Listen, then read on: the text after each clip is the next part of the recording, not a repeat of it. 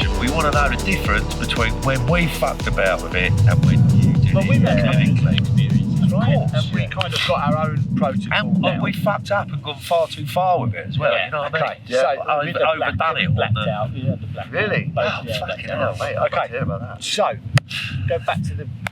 Well, I mean, Gallimore had an interesting take on that. Did he? When we did a video with him, we sent him questions and he filmed the answers. He went out and bought himself a camera. Oh, wow. He actually did all right, didn't he? Yeah. I just gave him the frame rates to shoot in. He Yeah. shot slow motion stuff. I made it B-roll of him in Okinawa. Yeah, it's on the channel. Have a check it out. Yeah. But what he said is that when people report the blackout experience from doing too much DMT, maybe it's just you just cannot remember it. You've gone so far, your had brain an can't experience, compute you it. just cannot bring that information back.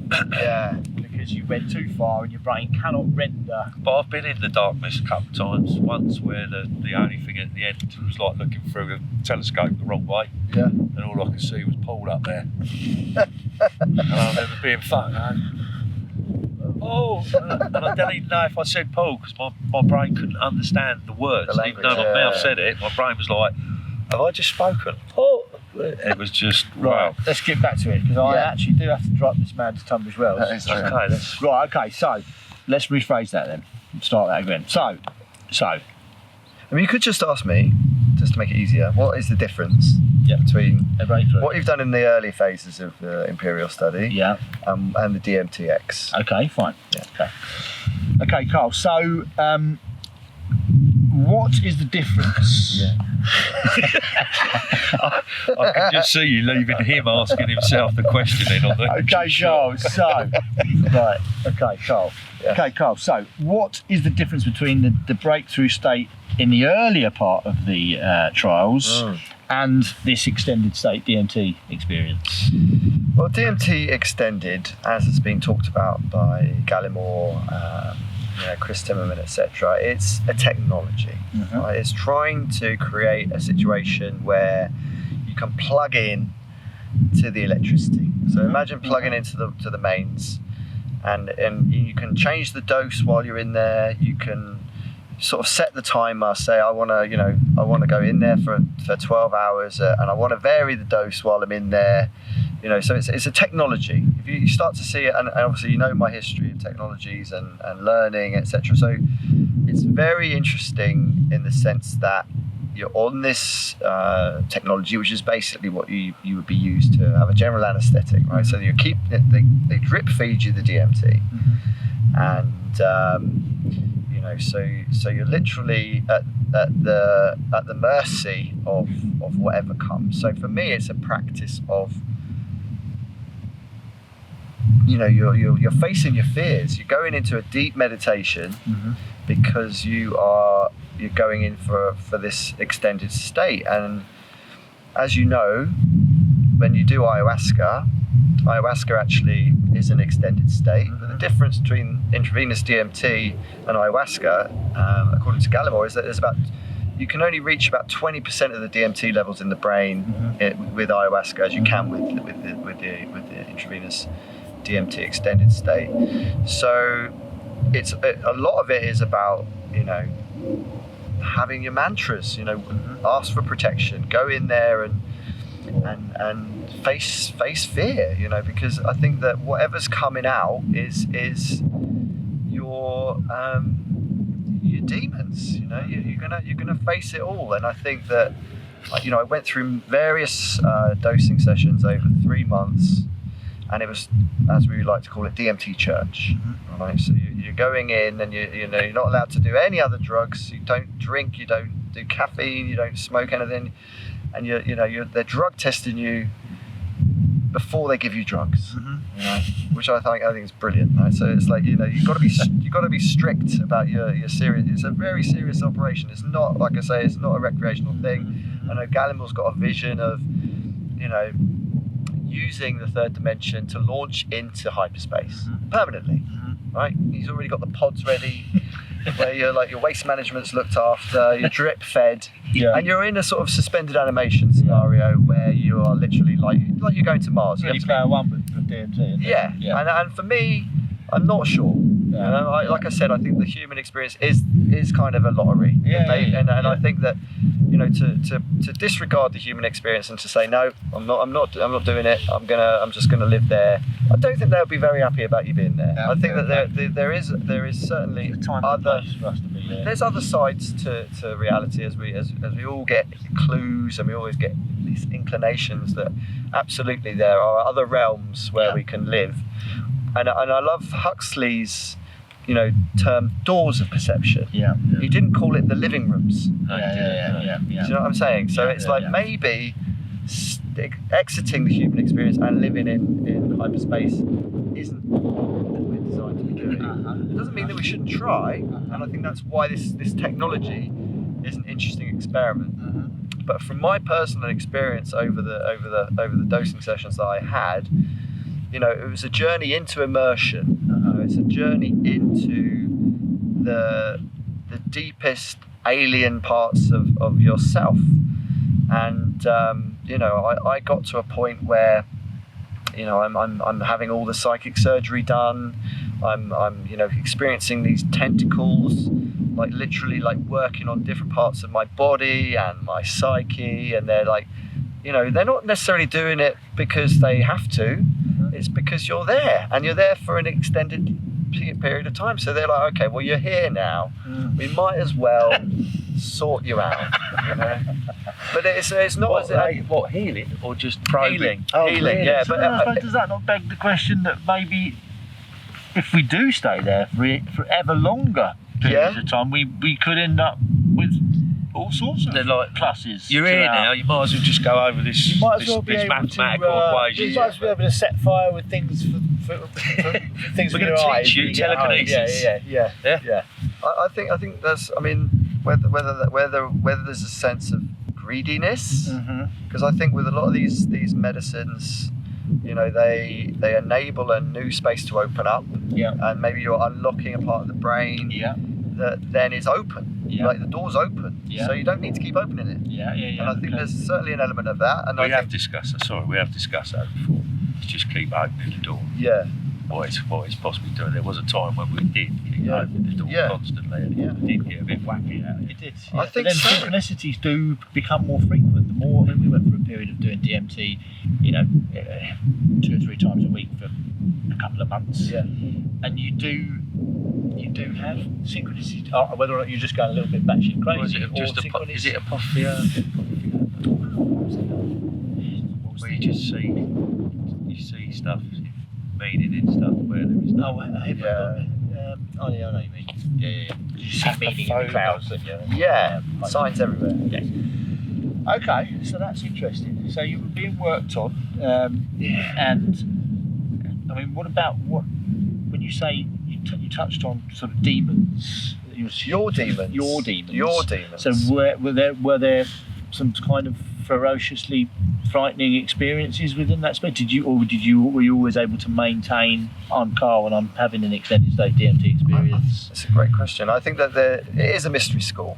Right? So whether you're actually only interfacing with yourself, right, and you're looking at this being and it's just you, a higher version of your higher self. You know, I did a session with David Luke on his study where, you know, if there was a moth in the room, and in my journey, I'm actually underneath this ginormous moth, which is like a psychedelic moth. And there's 3 beings in the space, and actually in the physical room there were 3 people observing, and there was a moth. So whether I'm actually just seeing a replica of the room but a higher dimensional representation of it, or more psychedelic version of it, I mean that's one hypothesis. And then you've got other ideas that, you know, you are experiencing something other, and there is also this higher intelligence there. And I've, with all of these dosing sessions, I was experiencing sort of different phases, and one phase is that I'm experiencing a window onto another reality, another realm, and then I'm sort of getting a mirror effect where it's like now it's time for you to look at your own shit and actually deal with it. And here you go. Here's your backstage. Yeah. Here's all the stuff you're lying to yourself about. Yeah. Here's all the stuff you need to sort out. Yeah. Because it's very moral. Yeah. You know, it's very much like you've got a very limited time in this human body. Yeah. This is what you need to get on with. And that's what the mystery school's all about. It's like showing you your own death, learning how to die well, practicing death. Yeah. And I think that's what a lot of these medicines give you. It's like To die before you die. to die before you Die die. before you die. Yeah. Well, we certainly We've been discussing that. Yeah. And I just on the flip side of that, I do get a lot. But you know, the instant I hit DMT, I immediately realised, I remember now. I've been a cunt earlier on in that situation. You know what? Sorry, cut that. No, use that word. We do. We use the cunt word all the time, brother. Anyway, yeah. So yeah, it takes me straight away to what I've been doing. Right. My demons. Yeah. Not real deep, you know, but what I can deal with right there and then. I get that. A lot of the ego gets straight away. I get that ego smashed. Yeah. And taken away from me. And that's why for me it is a huge. It's like a hyperdimensional learning environment where you are going to be shown quite abruptly a lot of the time, this is what you really need to get on with. And each time I went into the dosing sessions, I hadn't slept well. You know, I'm so busy with work, I'm constantly like going to bed too late, and then I have to get there early. And one of the bits of advice was get some more sleep.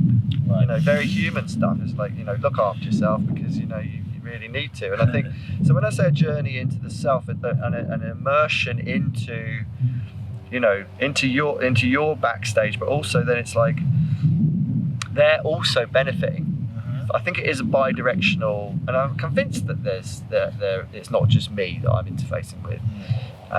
You know, a lot of people, a lot of the materialists will say that, you know, it's just brain activity. It's just your brain working through stuff. And you know, for me, it's like when I'm saying that there's a benefit to them, I think that they may well be healing me, doing psychic surgery, whatever you want to call it. But also I'm benefiting them. So either they're feeding on my energy, you know, and I think that what we have in this realm, in the ontologies of, you know, love and feeling and being, they're very different on their side. Maybe there isn't the same ontology, that there isn't the same ways of being. And I think the more I interact with the other, the more I learn about their ontologies, and they are very alien. So I think that's a big part of the journey. Amazing, awesome stuff. Yeah, I think Gallimore. Just going back to what you were saying there, we spoke to him about this sort of the entity, the variations of entities. Why do people see some of the same entities? Why do entities appear at all?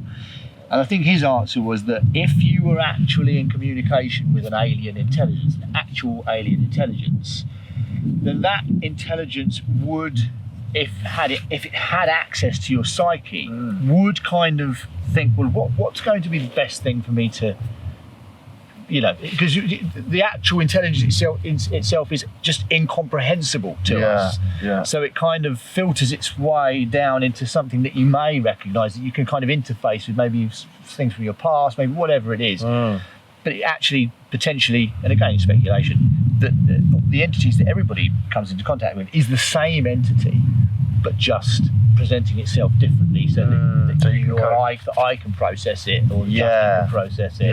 That's an interesting take on it. I think that's not his opinion, but he sort of gave it as a possible. And I think as well, like you're saying about the sort of to die before you die, and we spoke about this in our documentary a little bit, that there's a lot of healing in that process. So because people can go through their lives in this day and age, where you know, without confrontation, without having to be brave, we can skirt around, you know, in the background and not have to do anything super challenging. Obviously, there's challenges to everybody in life, but to kind of stand on that precipice and think, well, do you know what? Have I taken too much and I'm going to die? Well, then fuck it. I'm just going to die. Yeah. That takes balls. Yeah. And that in itself is a healing process. Completely. And to die before you die, so you won't die when you die. You say to die well is to think, well, this is it. This is the end of me. And let's have it. Yeah. So is that the same as jumping, like doing a bungee jump for the first time? Yeah.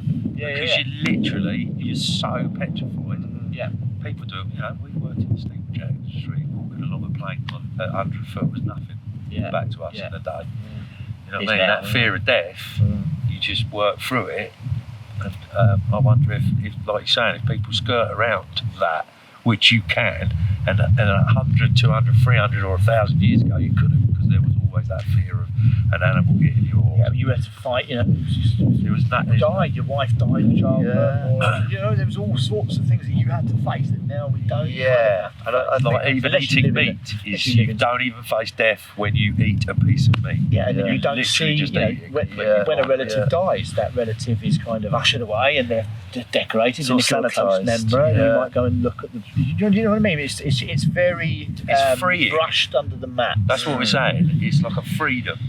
Once you've been through that, like a near-death experience can change people's lives. And the same doing the psychedelic, having a realisation that actually you might not have it all right, and the white-haired guy with the beard on the throne up in heaven, you might come to another realisation about that, but it might be more comfortable than all that fear of Christianity or religion or that stuff. Yeah, I think that, like you say, everything's become sanitised, and we've lost that,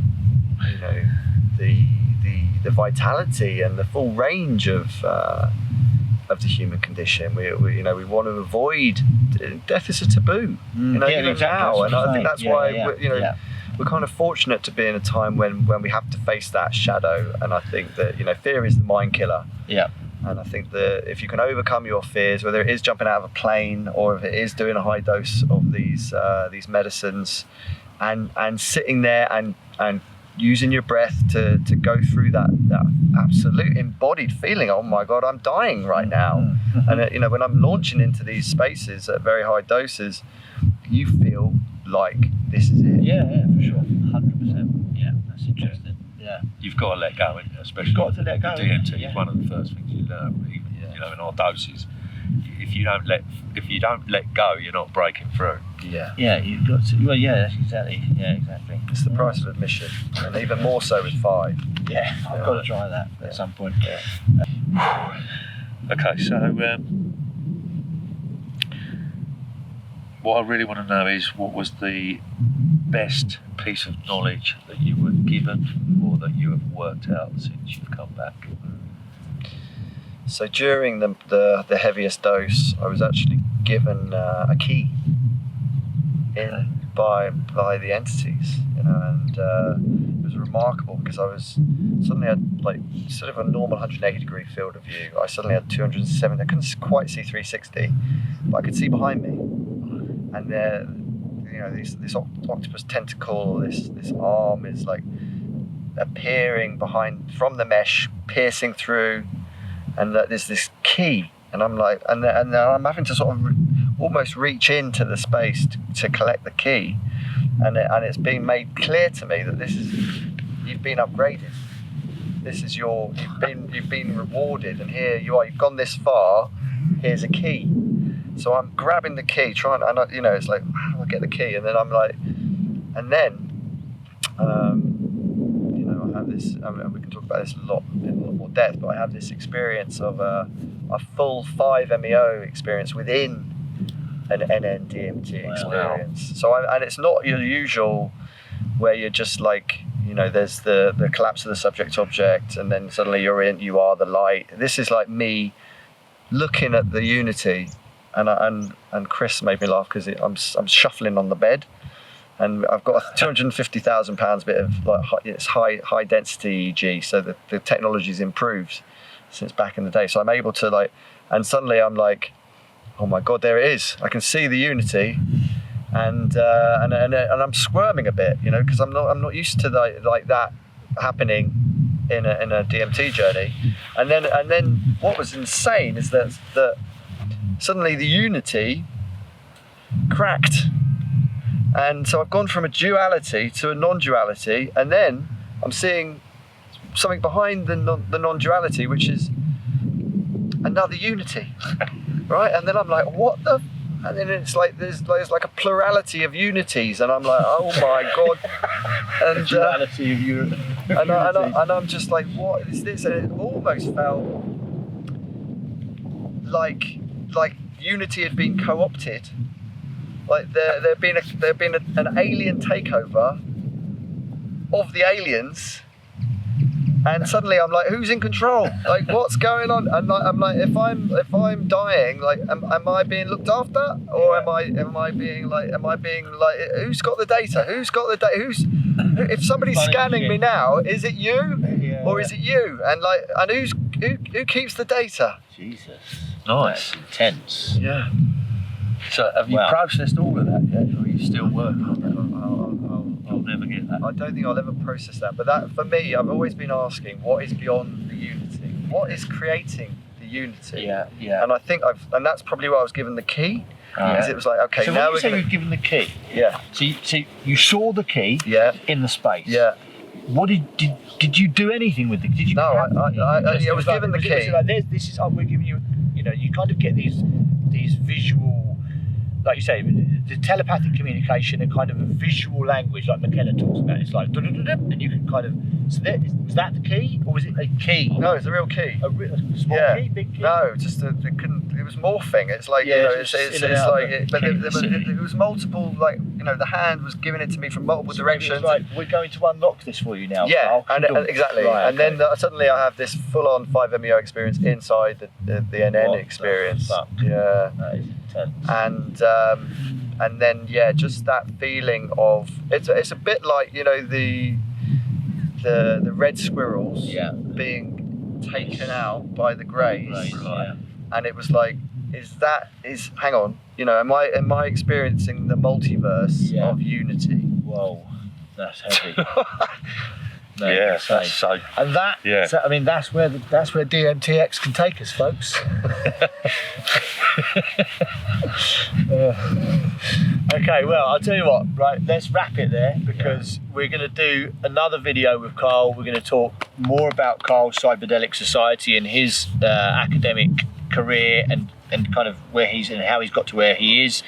And then we're also going to give out the big cheese on the experience and do some more in-depth probing into that DMT space. Sounds good. Well, thanks very much, Carl. It's been amazing. Everyone's going to absolutely love that. Like and subscribe to the channel, patreon.com/DreamingJaguars and www.dreamingjaguars.com for shit. You'll put some links and stuff. Put some links to Carl's work. Hope you enjoyed it. Thanks. Awesome.